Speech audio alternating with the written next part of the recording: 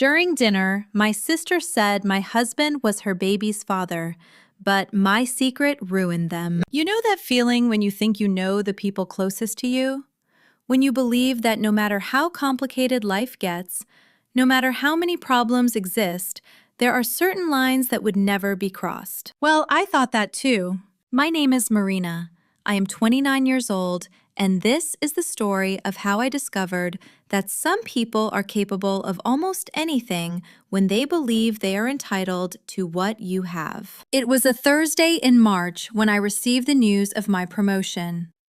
After 4 years working as a project manager at a tech company in Austin, Texas, I was finally going to become commercial director. I could not stop smiling at the office. I had worked so hard for that position. I had sacrificed nights, weekends, vacations, and peace of mind to get there. So naturally, I wanted to share it with the people I loved most. I called David my husband and Beatrice my younger sister. Let's celebrate at Terzo tonight, I suggested. Terzo was that elegant Italian restaurant where one dinner could cost more than a full day of minimum wage work. But that night, I did not care. I could afford it. I had earned this.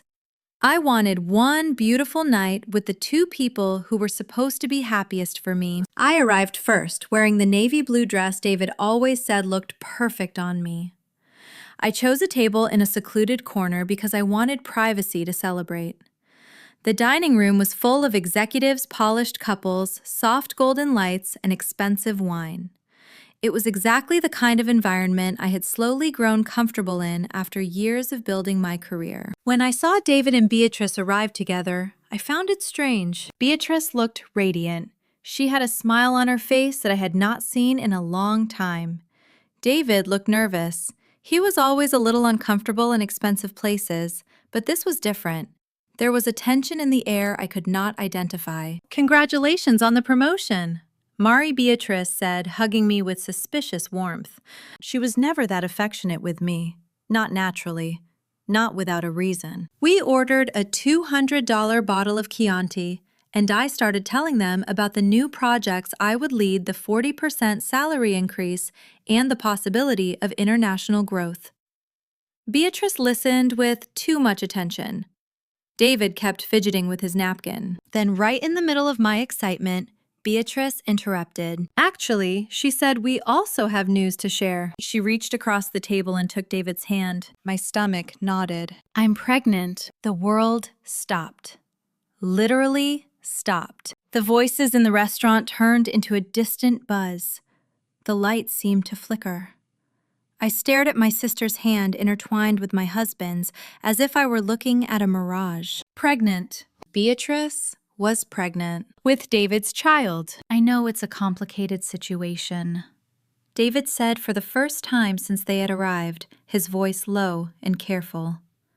"But it happened, and we fell in love." They watched me with a mixture of expectation and poorly disguised satisfaction. It was as if they were waiting for me to explode, to scream, to make a scene that would give the other tables something interesting to talk about later. But I could not do anything except stare. My sister, Beatrice. The sister I helped pay for college when our parents could not. The sister whose rent I had helped cover more than once. The sister who had spent years comparing herself to me, resenting me, and pretending it was all harmless. She was sitting across from me, holding my husband's hand, pregnant with his child, telling me this, on the same night I had invited her to celebrate my promotion. "How long?" I managed to ask. My voice came out strangely calm. 3 months, Beatrice replied, running her hand over the still, barely visible curve of her belly. "It started right after your birthday." My birthday had been in December. It was March. 3 months of betrayal. 3 months of lies. 3 months of them laughing at me while I worked 12 hours a day to earn a promotion I had wanted to share with them. "Marina, say something," David said. For the first time in years, I really looked at him. Not as my husband, not as the man I loved, just as he was. A weak man who looked relieved, as if a weight had been lifted from his shoulders, as if this confession was freeing for him. "What do you want me to say?" I asked. "Congratulations!" Beatrice laughed. It was a nervous laugh, but it was real. "Look, Mari, I know it isn't easy, but these things happen. Love is love, right? And the baby," she touched her belly again. "The baby needs both parents together." I picked up my purse slowly. I placed two $50 bills on the table, more than enough to cover my part of the bill, and stood up. "I'm going home," I said. "You do whatever you want." As I walked toward the exit, I heard David calling my name, but I did not turn around. In the wall mirror of the restaurant, I could see their reflection still sitting at the table. Beatrice was smiling. All through childhood, Beatrice had lived in my shadow, and it irritated her deeply. I was the older daughter, the responsible one, the one who got good grades without having to try too hard. She was the younger one, the spoiled one, the one our parents protected from everything. But for some reason, that was never enough for her. We grew up in a middle-class family in San Antonio. Our father worked as an accountant for an oil company. Our mother was an elementary school teacher. We were not rich, but we never lacked the basics either. Even so, Beatrice always seemed convinced that she deserved more. When I got a full scholarship to study business administration at the University of Texas, Beatrice made sure to say it was rich girl luck. When I graduated with honors and got an internship at a multinational company in Austin, she said I had always known how to sell myself. When I bought my first apartment at 25, she asked if I wasn't being too ambitious. The worst part was that she genuinely believed she deserved the same things I had, but without the effort. As if success was a matter of luck or favoritism, not hard work and sacrifice. Beatrice studied graphic design at a public university, graduated without much distinction, and then jumped from job to job, always complaining that bosses did not recognize her potential. Our parents always tried to balance things out. When I bought my new Honda Civic, they bought a used car for her too. When I started earning well, they increased the help they gave her so she could pay rent for a small apartment in downtown San Antonio. It was as if they were trying to compensate for my success by keeping Beatrice artificially at the same level. She always asked about my salary, my investments, and the apartment's value. "Just sisterly curiosity," she would say. But there was an intensity in the way she asked that always bothered me. Now I understood it was not curiosity. It was envy mixed with greed, and I had refused to see it. When I met David at a work party 5 years earlier, Beatrice made sure to say he was not my type. He was handsome, kind, and worked as a salesman at a BMW dealership. He earned reasonably well by Texas standards, around $5,000 a month with commissions, but nothing compared to my $8,000 salary, which later became $12,000. Still, I fell in love. David was fun. He was affectionate. He made me laugh after stressful days at the office. He had a simplicity that attracted me, an uncomplicated way of seeing life that contrasted with my habit of planning everything 3 steps ahead. Beatrice was always polite with him, but I noticed a certain tension, especially when we all went out together and the bill arrived. David sometimes felt embarrassed when I paid for restaurants that cost $100 per person, or when I bought concert tickets that cost $200 each. Beatrice watched all of it with that calculating look I knew too well and chose to ignore. "You support him, don't you?" she asked, once when David went to the bathroom during a family lunch at Olive Garden. "I don't support him," I replied, irritated. "We split things proportionally according to our income." And that was true. David paid what he could. Groceries, gas, some household bills. I covered the rest. It worked for us. But for Beatrice, that was more proof that I had too much luck. A brilliant career, a beautiful 2-bedroom apartment in Austin, a devoted husband, and investments that grew month by month. As if I had not fought for every single achievement. As if it had all fallen from the sky. When I got home that night, the apartment was exactly as I had left it that morning. The bed was made, the dishes were washed, Everything was in place. It was strange how life could completely collapse while objects remained exactly the same. David's toothbrush was still in the bathroom. His clothes were still in the closet. That ridiculous Dallas Cowboys mug he had gotten during a dealership promotion was still in the kitchen cabinet. I sat on the beige leather sofa in the living room, still wearing my dress and high heels, and stared into the void. My mind was strangely quiet, as if my brain had shut down the part responsible for processing emotion. I knew I should be crying, screaming, breaking things, but all I felt was numbness.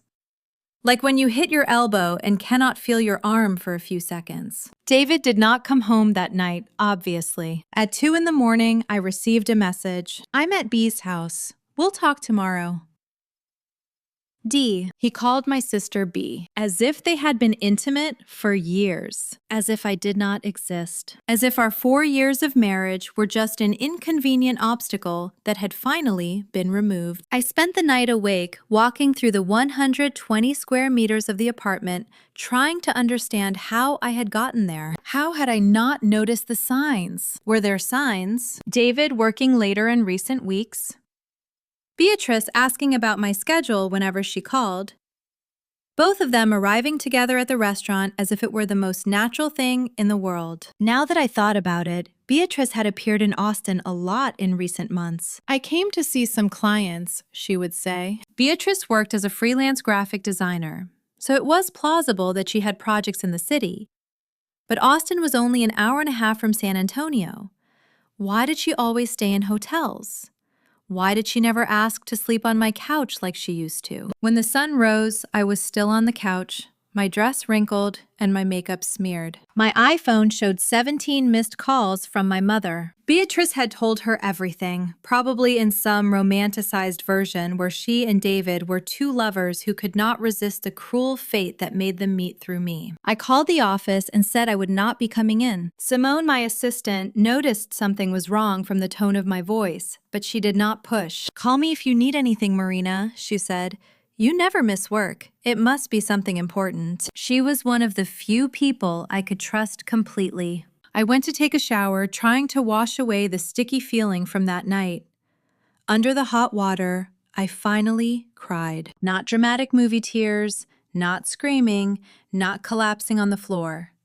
It was the tired crying of someone who had just lost two important people at once, my sister and my husband. The two people I loved most in the world had betrayed me in the cruelest way possible. When I got out of the shower, I had 3 messages from Beatrice. "Mari, we need to talk. It wasn't how we wanted you to find out. Call me, please. I know it's difficult, but we can resolve this like adults." I deleted them all without responding. For the first time in years, I spent an entire day doing absolutely nothing productive.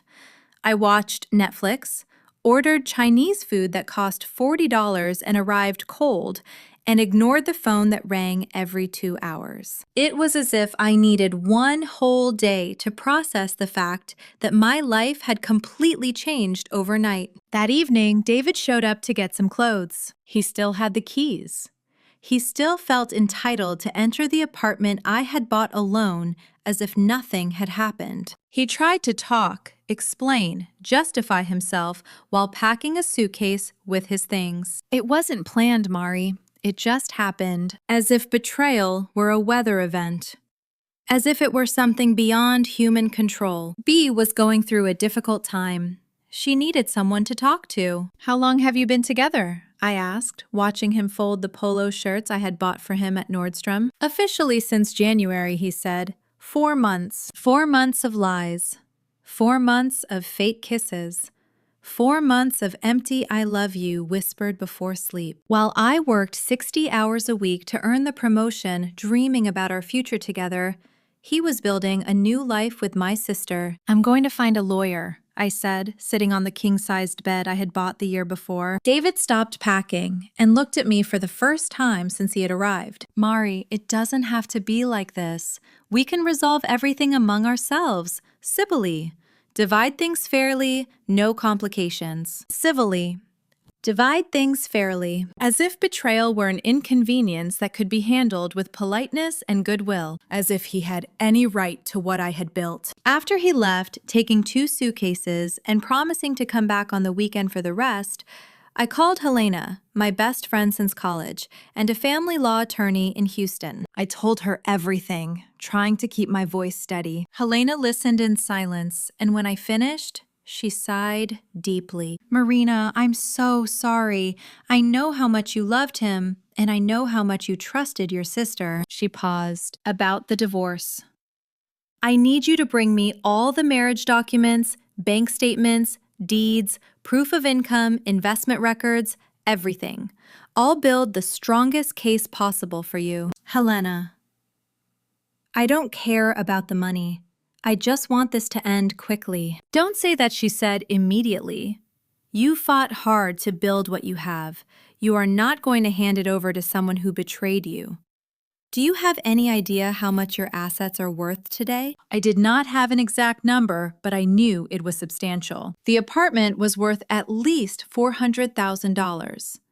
I had around $100,000 in investments, a stake in a startup worth at least $50,000, and now a new salary of $16,000 a month. I scheduled a meeting with Helena for the following week and hung up. That was when I realized I needed to organize all the important documents. It was not something I did regularly. Who thinks about divorce when they are happy in a marriage? I went to the office I had set up in the second bedroom of the apartment, where I kept everything arranged in colored folders, like a person obsessed with control. Bank statements from the last 2 years, tax returns, investment statements from Fidelity and Charles Schwab. It was impressive to see everything I had achieved at 29 laid out on paper. I was proud of what I had built, but now it all seemed fragile, as if it could disappear because of betrayal and a poorly handled divorce. I took out the green folder where I kept the marriage documents, my birth certificate, our marriage certificate from Travis County, the official paperwork from the wedding. Then I stopped with the marriage certificate in my hand, frowning. There was something written there about the property regime that suddenly caught my attention. Separate property regime. Complete separation of assets. Why complete separation? Most couples in Texas dealt with community property, or at least some form of shared property between spouses. And then I remembered. Vaguely. Like a memory stored in a dusty drawer of my brain. The prenuptial agreement. I had insisted on making a prenuptial agreement 4 years ago. I ran to the small safe I had installed in the bedroom closet. It had been so long since I opened it that I almost forgot the combination. My birthday inverted. Inside, between the apartment deed and my passport, there it was, a sealed envelope with the stamp from the Travis County Clerk's Office. Prenuptial agreement. Marina Santos Silva and David Oliveira Ferrer. My hands trembled as I opened the envelope. I vaguely remembered insisting on it at the time, but the details were hazy. It had been 4 years earlier. I had been so in love and so happy that the legal side of marriage had felt like a necessary formality to make our love official. But now, alone in my bedroom at 2 in the morning, holding those pages printed on law firm letterhead, I felt something I had not felt in days. A small hint of hope. Maybe, just maybe, I would not lose everything I had built. Maybe there was something in those papers that could protect me from my sister's greed and my husband's irresponsibility. I took a deep breath, turned on the bedside lamp, and began reading every word with the attention of someone deciphering her own future. The memory came back like a movie being rewound. It had been a sunny Saturday in April, 2 weeks before our wedding. I was 25 and had just signed the purchase contract for my first apartment, a modern 2-bedroom loft in downtown Austin that cost $350,000. David was nervous about the ceremony preparations. He kept complaining about costs that were getting out of control. Mari, are you sure we need all this? He asked, looking at the vendor list spread across my kitchen table. $15,000 for catering, $8,000 for the photographer, $12,000 for decoration. That's a lot of money. It was a lot of money, especially for him since he earned around $4,000 a month at the BMW dealership. For me, having just received a substantial promotion and earning $12,000 a month, it was still expensive but manageable. It was an investment in our special day. Still, I understood his concern. He had grown up in a family where every dollar was counted. "David, relax," I said. "I'll pay most of it. You contribute what you can. What matters is that we're together and celebrating our love." It was in that context that I mentioned the prenuptial agreement. Not as mistrust, not as a sign that I expected the marriage to fail, just as natural protection for someone who already had significant assets. My lawyer at the time, Dr. Patricia Williams, had suggested it during the apartment purchase. "Marina, you're young, successful, and accumulating assets quickly," she told me. "A prenup is sensible, especially when there is a significant difference in assets between spouses. It is not mistrust. It is intelligent protection." When I talked to David about it on a Tuesday night, he laughed. He literally laughed, almost spitting out the Shiner Bock beer he was drinking. A prenuptial agreement. Isn't that rich people nonsense? We love each other, Mari. Love doesn't need papers to prove anything. Those things are for couples who enter marriage already thinking about divorce. It's not about love, David. It's legal protection for both of us. If something goes wrong, nothing will go wrong, he interrupted, taking my hand. We're going to be happy forever. You're being paranoid, baby. He made a face like he did not understand why it was necessary, but eventually agreed when I explained that it would make me more comfortable. "If it's important to you, fine," he said. "But honestly, I think you're complicating something that should be simple." We went to Dr. Williams's office on a Thursday morning. I remember David was hungover because he had gone out with his dealership colleagues the night before for one last bachelor outing. He arrived 15 minutes late, sleepy, complaining that he had missed an important sale because of the appointment. "Sorry, Mari, had to come straight from work. Johnson wanted to close a deal today, but I told him I had an important appointment with you." Dr. Williams was an elegant woman in her 50s with gray hair and impeccable suits. She explained the basic terms with the patience of someone who had given that same presentation hundreds of times. "Complete separation of assets," she said. "Each spouse maintains their individual property, no division in case of divorce except for assets acquired jointly with clear proof of mutual contribution." Then she looked mainly at David. "It is important to understand that this agreement protects both parties. If you acquire significant assets during the marriage, those assets will also be protected." "Do you understand, David?" I asked, watching his slightly lost expression. Yes, he said. "Each person keeps what is theirs, right?" Makes sense. It made no sense that he had truly understood. David never showed interest in complex legal or financial matters. When I tried to talk about investments or financial planning, he changed the subject or made jokes about me being too uptight with money. But he signed every page with the ease of signing a grocery receipt. 15 pages of dense legal text. Specific clauses about properties, investments, future businesses, inheritance, debts, and support. David barely read the section titles. "Now you can marry in peace," Dr. Williams said, smiling as she stamped and filed the copies. "I hope I never see you here professionally again." On the way back, driving my Honda Civic through the streets of Austin, David commented, "I still think this contract thing is kind of weird, but if it makes you calmer, that's what matters.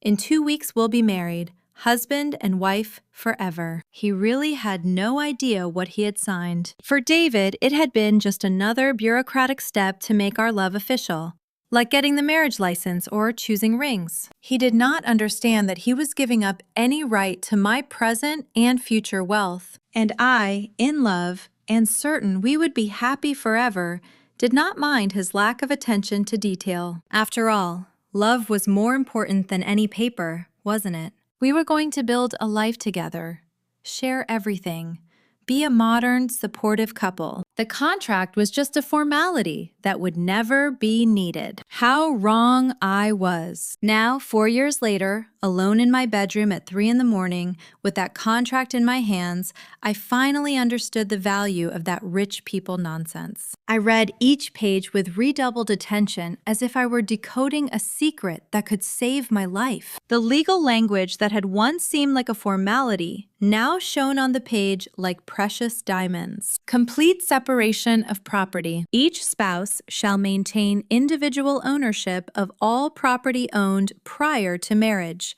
and all property acquired during the marriage. All property acquired during the marriage. The apartment I bought before getting married. The investments I made monthly. The stock positions. The stake in the tech startup I bought 2 years earlier. All of it was exclusively mine. In the event of dissolution of marriage, there shall be no division of property, with each party retaining the entirety of their individual assets. Dissolution of marriage. No division of property. David had no right to anything, absolutely nothing that I had built. I kept reading, looking for some clause that might complicate things, some loophole he could use to claim part of my assets, but there was nothing. The contract was crystal clear, comprehensive, and bulletproof. Dr. Williams had done impeccable work. Then I reached another section. Spousal support waiver. Both parties hereby waive any right to spousal support, alimony, or maintenance from the other party. Alimony. David had no right even to alimony. And considering that he earned much less than I did, theoretically, he would have been the one who could ask for financial support. For the first time in 3 days, I smiled. A small smile, but genuine. David had signed his own financial sentence 4 years ago without even realizing it. And Beatrice. Oh, Beatrice. She had probably seduced my husband, thinking he would be her gateway to a comfortable life. What delicious irony. I continued reading the specific clauses. Debt separation. Each person responsible for their own debts. Future businesses. Corporate participation remained individual. Intellectual property royalties and patents were not shared. Inheritance. Assets received from family remained with the original recipient. It was complete armor. David had no right to a cent of what I had built. More importantly, I had no responsibility for his debts. I remembered that he had financed a Ford F-150 pickup the year before, and that he had a high-limit credit card he used frequently. I opened my laptop and started making a mental list of my current net worth. An apartment valued at least $400,000. Investments in stocks and funds totaling around $100,000. A stake in the startup I had founded with 2 college colleagues worth at least $50,000 based on the last contribution. Checking and savings accounts with $40,000. A paid-off car valued at $20,000. More than $600,000 in net worth at 29. And David had no right to any of it. Even better, my new salary as commercial director would be $16,000 a month, plus performance-based bonuses that could reach $20,000 per month in the best quarters. Meanwhile, David would continue earning $4,000 or $5,000 a month selling cars. I smiled again. David had signed his own financial sentence 4 years ago without even realizing it. And Beatrice had probably believed that by taking my husband, she was taking my fortune too. I remembered the conversation we had the previous Christmas, when she complained about the injustice of me having everything. Mari, do you realize how frustrating it is? Beautiful apartment, new car, trips, while I kill myself working and barely pay rent? Now I understood. It had not been frustration. It had been planning. Beatrice had seen in David an opportunity to finally get what she believed she deserved without working for it. She did not love him. She loved what she thought he could give her access to. I put the contract back in the safe, but not before taking photos of every page with my iPhone. I emailed the images to Helena with the subject line, "From God." She responded 15 minutes later, even though it was almost 4 in the morning. "Marina, this changes everything. Call me tomorrow." For the first time since that horrible dinner at Terzo, I managed to sleep a few hours. And for the first time in years, I dreamed about my future. A future where I was completely free to be whoever I wanted to be, without anyone trying to steal what I had built. I woke up the next morning with a mental clarity I had not felt in days. While drinking coffee in my modern kitchen, looking out from the 10th floor window at the Austin skyline, I began connecting dots that had once seemed like innocent coincidences. Beatrice had always shown suspicious interest in my financial life. It was never just sisterly curiosity. There had always been a calculating intensity in her questions that now made complete sense. "How much do you pay in rent for this apartment?" she had asked during a visit the year before. When I explained that it was financed, not rented, her eyes lit up. "Wow, it must be worth a fortune." She asked about my salary with unusual frequency. "Mari, how much are you earning now?" "Just to situate myself in the market," she would say, pretending she was comparing it with her own opportunities as a freelancer. When I mentioned that I was investing in stocks, she wanted to know specific amounts. "I'm thinking about starting to invest too. I need a reference." I remembered one specific conversation during Christmas at our parents' house in San Antonio. Beatrice had drunk a few too many glasses of wine. "Mari, do you realize how frustrating it is to see you having everything? Beautiful apartment, new car, trips, expensive clothes, while I kill myself working and can barely pay rent." "Beatrice, you can have all this too," I replied, trying to be encouraging. "It's a matter of working hard and making smart choices." "Oh, sure. Everyone has the same opportunities, right? You were always the perfect daughter, the smart one, the one who gets everything easily. I have to kill myself to get crumbs." At the time, I thought it was just the wine talking. Now I knew it was envy and resentment accumulated over years. Beatrice genuinely believed she deserved what I had, but without the effort required to build it. And David, poor David. He had never been an ambitious man financially. He was satisfied with his dealership salary, his simple life, weekend beer, and football on television. But I noticed how he sometimes looked at the things I bought with a mixture of admiration and discomfort. $400 for a purse? Mari, that's almost my rent, he said once when I bought a Coach bag at Nordstrom. It was not exactly criticism. It was more like he was trying to process a financial world completely different from his own. Beatrice had probably planted seeds in his head. "Imagine when you two get divorced, David. Half of all this will be yours." She did not know about the prenuptial agreement because I had never told anyone in my family. It had been a private matter between me and my husband. Now I also understood a phone call I had overheard by accident a few months earlier. David was on the balcony, and I thought it was work. But now I remembered hearing him say, "I don't know if it's the right time. She suspects something. I need to be sure." At the time, I assumed he was talking about a complicated sale. Now I realized he was probably talking to Beatrice about when and how to reveal their relationship. The most painful part was realizing that they had planned that moment at the restaurant. The choice of terzo on the day of my promotion. The way they arrived together. The poorly disguised satisfaction on their faces. It was not an impulse. It was not a desperate confession. It was theater. They wanted to humiliate me publicly. They wanted to catch me off guard, watch me fall apart, and maybe they expected me to react with desperation, begging David to come back, offering anything to save my marriage. Too bad they did not know about the prenuptial agreement. I spent the weekend organizing my strategy. I called Helena early Monday morning before even going to work. "Marina, girl, this contract is a work of legal art," she said. "David has no right to absolutely anything. We can process the divorce in 60 days if he doesn't contest. And if he contests, based on what he signed the prenup, everything is registered. There are no defects of consent. Unless he proves coercion or fraud, which is impossible, he's screwed." Screwed. David was screwed and did not even know it yet. "Helena, I want to do something," I said.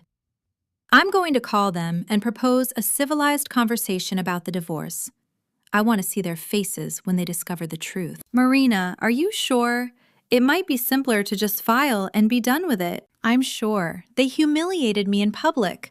I want to return the favor. 3 weeks passed after that night at Terzo. 3 weeks in which David came to get the rest of his things from the apartment, always accompanied by Beatrice, as if he needed protection or moral support. 3 weeks in which my mother called daily, trying to mediate the situation as if betrayal were a misunderstanding that could be solved with a sincere conversation. Marina, dear, I know you're hurt, but these things happen. David has always been a good boy, and Beatrice is pregnant. Can't you think about the baby? Think about the baby. The baby my sister was using as an excuse to steal my husband, and in her mind, my wealth. Mom, I'm not discussing this. David and I are getting divorced, period. But Marina, you built a life together. The apartment, the plans. Ah, yes, the apartment. The plans. My mother also believed David had a right to half of everything. Beatrice had probably filled the whole family's heads with stories about how selfish and petty I was for not graciously accepting the betrayal. In the 4th week, I called Beatrice. She answered on the 2nd ring as if she had been waiting for my call. Mari, I'm so glad you called. We really need to talk. Hi, Bea. Look, I thought a lot about the whole situation, and I think you and David are right.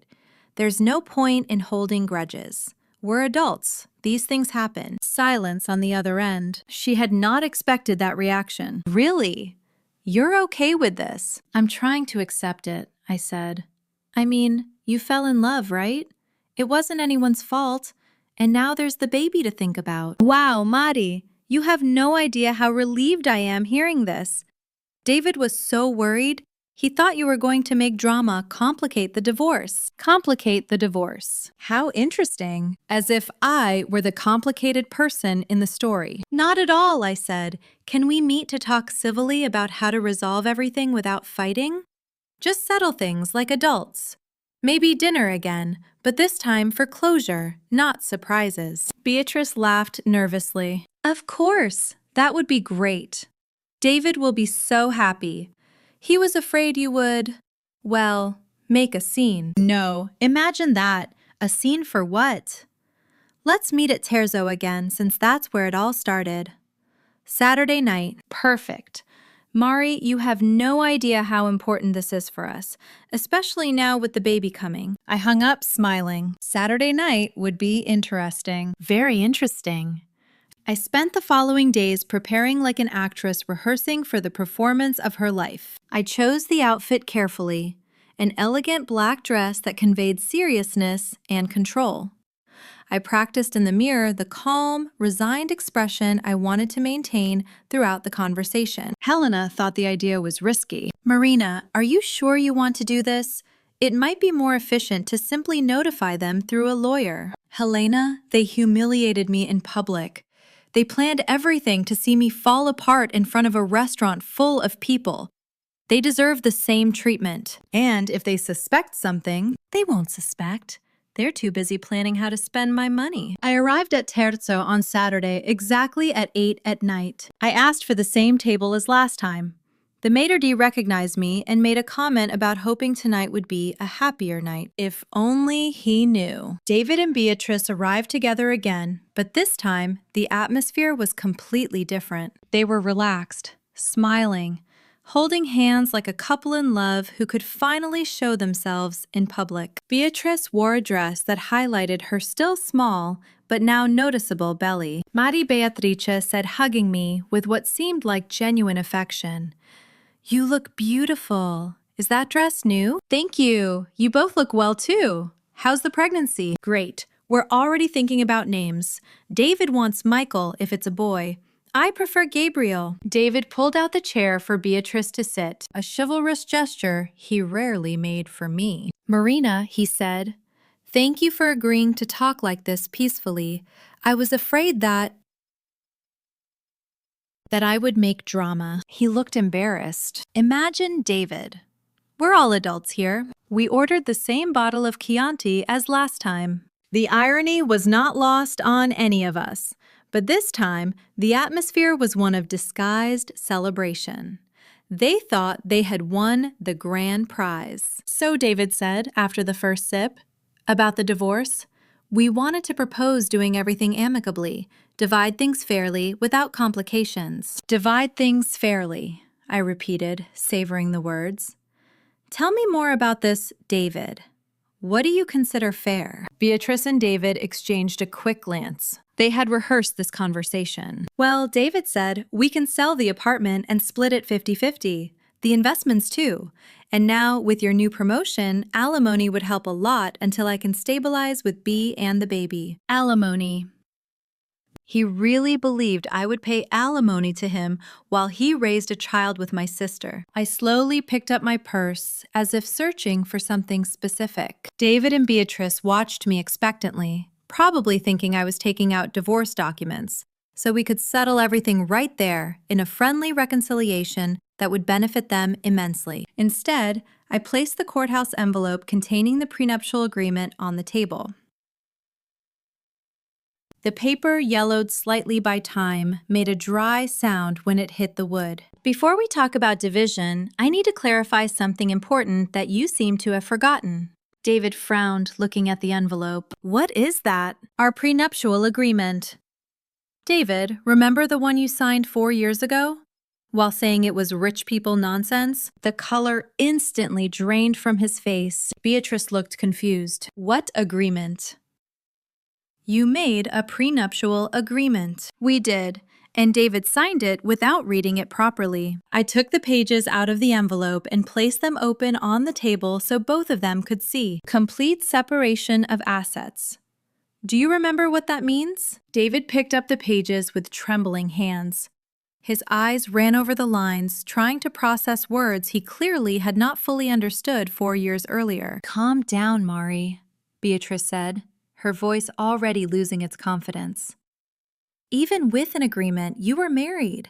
There's community property, division of assets acquired during the marriage. Not when there is complete separation of assets, Beatrice. I pointed to the clause. It's right here. Each spouse shall maintain individual ownership of all property owned prior to marriage and all property acquired during the marriage. Everything acquired during the marriage also stays with the person who acquired it. But this can't be legal, David protested, his voice rising. The apartment, the investments, I lived there. I contributed to expenses. You contributed $300 a month for groceries and gas, David. I paid the $1,800 financing, the $200 condo fees, internet, electricity, phone, insurance.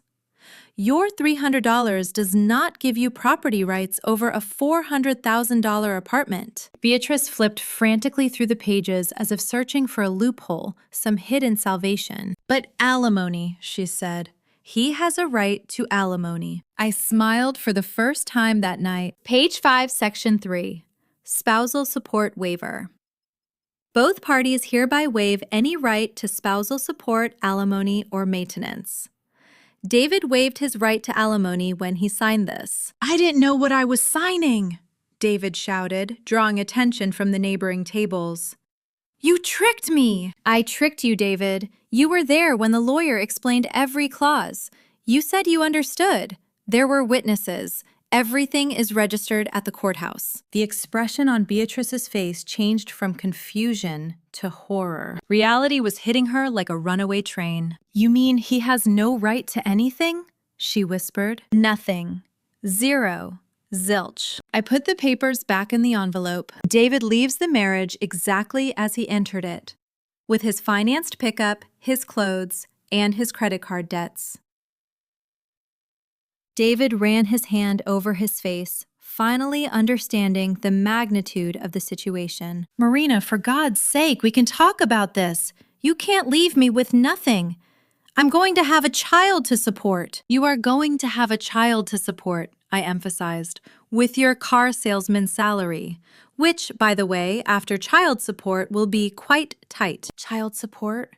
Beatrice asked, her voice coming out as a whisper. Of course. The father has to pay child support.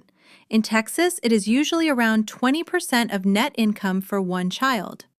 If David earns $5,000 gross, he probably keeps around $3,800 net. 20% of that is $760 per month until the child turns 18. They stared at each other in panic. They clearly had not done these calculations. Plus medical expenses, daycare when necessary, clothes, education. It's going to be quite expensive to have a baby, guys. David sank into his chair. My God, Marina, how can you be so cold? So calculating. Calculating, I said. You two planned this betrayal for months. You humiliated me publicly in this same restaurant. And I'm the calculating one? Beatrice was clearly doing the math in her head. If David earned $5,000 a month and had to pay almost $800 in support, around $4,200 would remain before taxes. Maybe $3,400 net to support him, her, and a baby. Beatrice, how much do you earn as a freelancer again? I asked, already knowing the answer. Well, it varies. Around $2,000 a month when there are projects. Around $2,000 when there are projects. So you'll live on maybe $5,400 a month at best for 3 people. Living where? At my apartment in San Antonio, she murmured. That one-bedroom apartment you rent for $800? It's going to be cramped with a baby, don't you think? The silence at the table was deafening. Around us, other customers dined happily, completely unaware of the financial drama unfolding just a few meters away. Marina David tried again. Are you really going to do this? Leave us with nothing? I know we hurt you, but… David, you didn't hurt me. You tried to rob me. You thought I was an emotional idiot who would hand over half of my $600,000 net worth because you were in love. $600,000? Beatrice repeated, incredulous. Surprise! I'm richer than you imagined. And now, with the promotion, I'll earn $16,000 a month while you two fight over diaper money. David buried his face in his hands. I'm an idiot. A complete idiot. Finally, something we agree on. Beatrice tried one last card. Mari, you're my sister. We've always been family. You can't abandon us like this. And your niece or nephew. Don't you want to help? Beatrice, you tried to steal my husband, thinking you would steal my fortune along with him. You calculated wrong. Now you'll have to live with the consequences of your choices. But family does not betray family. Family does not humiliate family in public restaurants. Family does not seduce their sister's husband out of greed. I stood leaving 2 $50 bills on the table. Again, more than enough to cover my part. Your lawyers can contact mine, Helena Williams in Houston. She has all the necessary information. Marina, wait, David said, standing as if he might follow me. No, David. You waited. You waited 4 months to tell me the truth. You waited until the day of my promotion to maximize the humiliation. You waited until you thought you had everything planned perfectly. Now I'm going to make you wait. Wait for what? Beatrice asked, tears beginning to form in her eyes. Wait to see what it's like to be poor. What it's like to live counting pennies. What it's like not to be able to pay for dinner at a $200 restaurant. I stopped at the door and looked back at both of them. Maybe now you'll understand why I worked so hard to have what I have, and why I protect what is mine. I left Terzo hearing Beatrice start to cry and David curse under his breath. In the parking lot, sitting in my car, I allowed myself a moment of pure satisfaction. They had tried to destroy me. Instead, they destroyed themselves. My phone rang. It was Helena. So she asked, "How was the theater?" "Better than Broadway." You should have seen their faces when they understood they wouldn't get anything. Marina, you're diabolical, and I completely approve. Helena, can I file for divorce tomorrow? I can file the papers Monday. In 60 days, you'll be free, and they'll still be poor. I drove home smiling for the first time in weeks. Actually, I smiled more than I had smiled in years. 6 months later, life had settled into a new normal I had never imagined possible. The divorce was finalized in exactly 60 days. David did not contest, probably because any competent lawyer would have explained that he had no chance of winning. Helena did impeccable work, and I officially became single on a sunny July morning. Through social media and my mother's inevitable comments, I followed from a distance the reality that David and Beatrice were facing. It was like watching a car crash in slow motion. You know you should look away, but you cannot. David continued working at the BMW dealership, but things were not easy. With the unstable economy, luxury car sales had decreased, and his commissions fell along with them. According to my mother, he was earning around $3,500 a month, much less than the $5,000 he used to make. Marina David is going through difficulties, my mother said during one of our weekly phone conversations. With the baby support, very little is left for him to live on. What a shame, I replied, without a hint of genuine sympathy. Babies are expensive. He should have thought about that beforehand. Little Sophia was born in September, a baby girl who, from the photos circulating in the family, had David's eyes and Beatrice's stubbornness. The $800 monthly child support was being automatically deducted from David's salary, leaving even less money for his own expenses. Beatrice moved back into our parents' house in San Antonio. The one-bedroom apartment she had rented was impossible for a couple with a baby, and even splitting bills, she and David could not afford anything bigger. Our parents were already retired and living on limited income. Now they were supporting 3 adults and a baby with my father's retirement. Beatrice is trying to get more clients, but it's difficult with the baby, my mother continued. And David seems so tired lately. He works late and drives an hour and a half every day between Austin and San Antonio. David had tried to move to San Antonio to be closer to the family, but he could not get a transfer at the dealership. Now he made the daily commute, spending a fortune on gas he could barely afford. He asked to talk to you, my mother said hesitantly. Maybe you could resolve some things. Mom, we have nothing to resolve. The divorce is finalized. He has a new family. Let everyone follow their own life. And it was true. I had followed my life spectacularly. With the divorce resolved and the betrayal behind me, my energy multiplied. I concentrated all my strength on my career and business, and the results exceeded my most optimistic expectations. As commercial director, I exceeded every target in my first quarter and secured the maximum bonus. My effective salary reached $22,000 a month in some periods. The startup I was a partner in secured new investment, tripling the value of my stake. In October, I found an even larger and more modern loft in downtown Austin. 2 floors, 3 bedrooms, a private terrace with a lake view. I sold my old apartment for $500,000, making an $80,000 profit in 5 years, and bought the new loft in cash for $700,000. I renovated everything from scratch.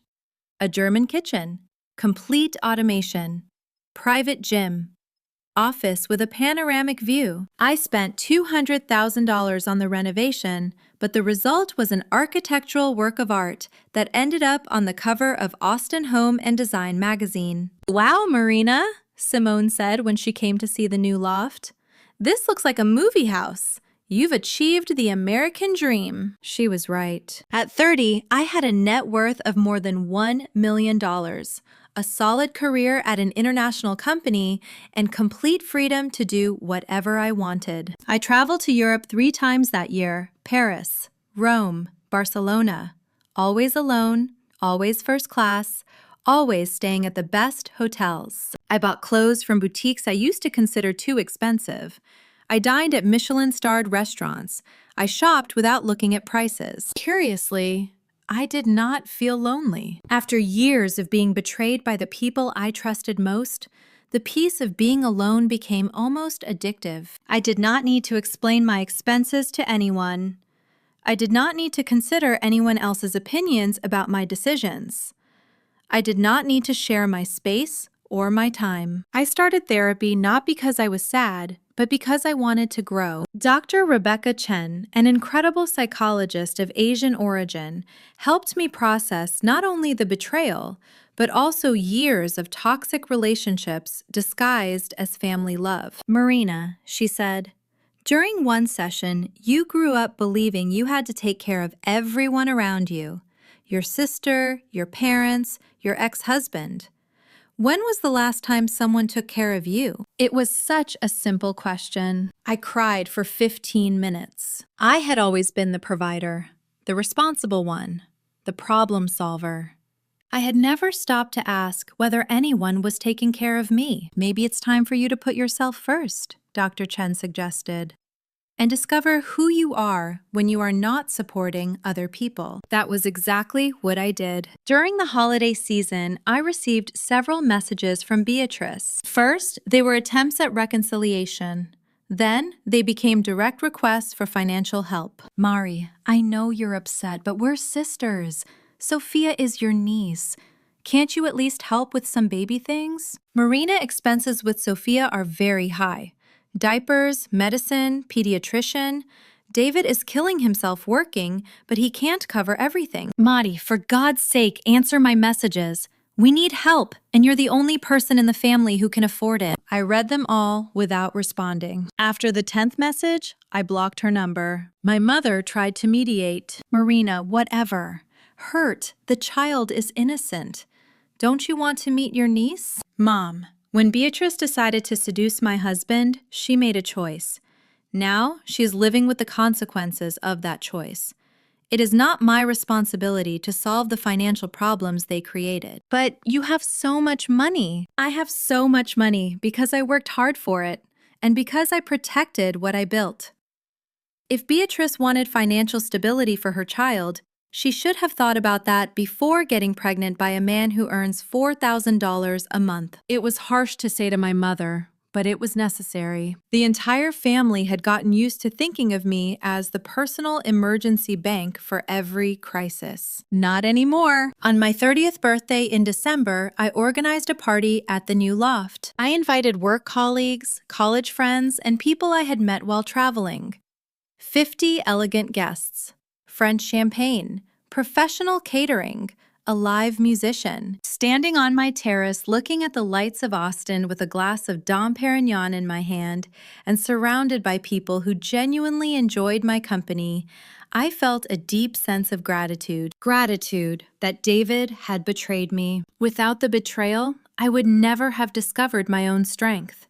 I would never have learned to set boundaries. I would never have realized I could be completely happy alone. Gratitude for the prenuptial agreement my younger self had been wise enough to make. Those papers saved me from years of legal battle and allowed me to start over immediately. Gratitude even for Beatrice. Without her envy and greed, I would never have learned that not all family deserves unconditional loyalty. Some people are toxic regardless of blood. The week after my birthday, I received one last attempt at contact, not from Beatrice or David, from my father. Marina, your mother didn't want me to call, but I need to talk to you. Things are very difficult here at home.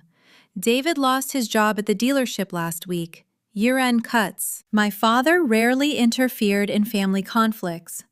If he was calling, the situation was truly critical. And what do you want me to do, Dad? I don't know, daughter. I don't know what to do anymore. There are 4 people here at home, a small child, and now no David. Income.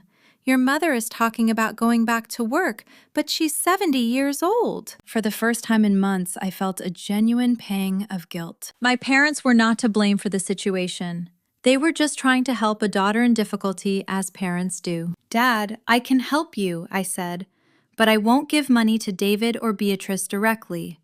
If you need something specific, an electric bill, groceries, a pediatrician for Sophia, send me the bills and I'll pay them directly. Marina, that is my offer. I will help you because you are innocent in this story. But I will not finance the bad choices David and Beatrice made. My father accepted, relieved. In the following months, I received some bills by email. a $200 electric bill, $300 for groceries, $150 for a pediatric consultation. They were trivial amounts for me, but they made a difference for them. I never had direct contact with David or Beatrice again. According to my father, David eventually got a job at a smaller dealership, earning half of what he used to make. Beatrice continued doing sporadic freelance work, but with a small child, it was impossible to work full-time. They moved into a trailer park in San Antonio. $500 a month for a tiny space, but it was what they could afford. Sophia's support continued being automatically deducted, leaving even less money for them. They fight a lot about money, my father told me during one conversation. David blames Beatrice for insisting on the divorce. Beatrice blames him for losing his job.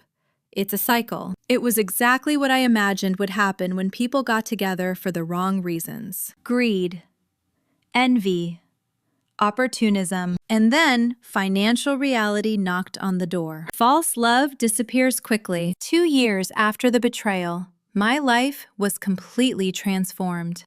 Not just financially, but emotionally. I learned to say no without guilt. I learned that self-respect is non-negotiable. I learned that some people are incapable of genuinely loving.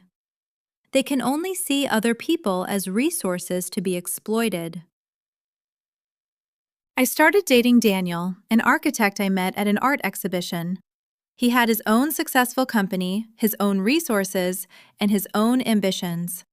Our relationship was based on real partnership, not financial or emotional dependence. "You have impressive strength," he told me one night while we were having dinner on the terrace of my loft.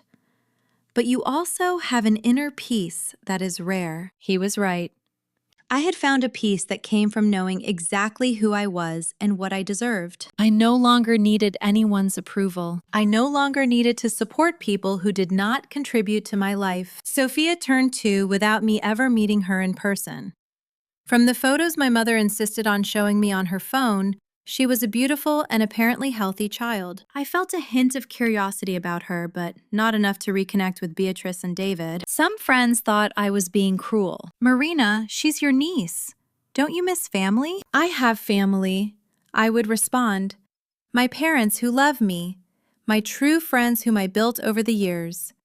Family is not just blood. It is who genuinely cares about your well-being." And it was true. Simone, my assistant, was more present in my life than Beatrice had ever been. Helena remained a close friend and advisor. Dr. Chen helped me grow in ways I had not even known I needed. On the 3rd anniversary of the betrayal, I received a message from an unknown number. It was David. "Marina, I know you don't want to talk to me, but I need to tell you something. You were right about everything. About me, about Beatrice, about the money. I was an idiot, and I destroyed the best thing I had in life.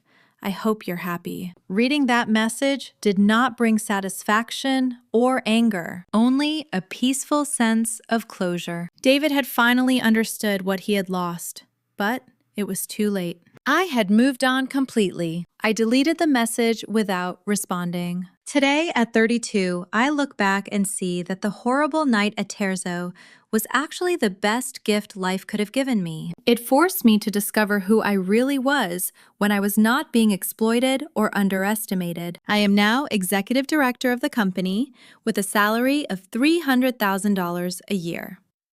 My net worth has exceeded $2 million. I travel the world regularly, both for work and for pleasure. I have a healthy relationship with someone who values me and contributes equally to our partnership. More importantly, I learned that people who truly love you do not try to steal your peace, your money, or your dignity. They celebrate your success. They respect your boundaries. They build with you. David still lives in the trailer park, working low-paying jobs and fighting with Beatrice about money they do not have. Beatrice still sends occasional messages asking for help.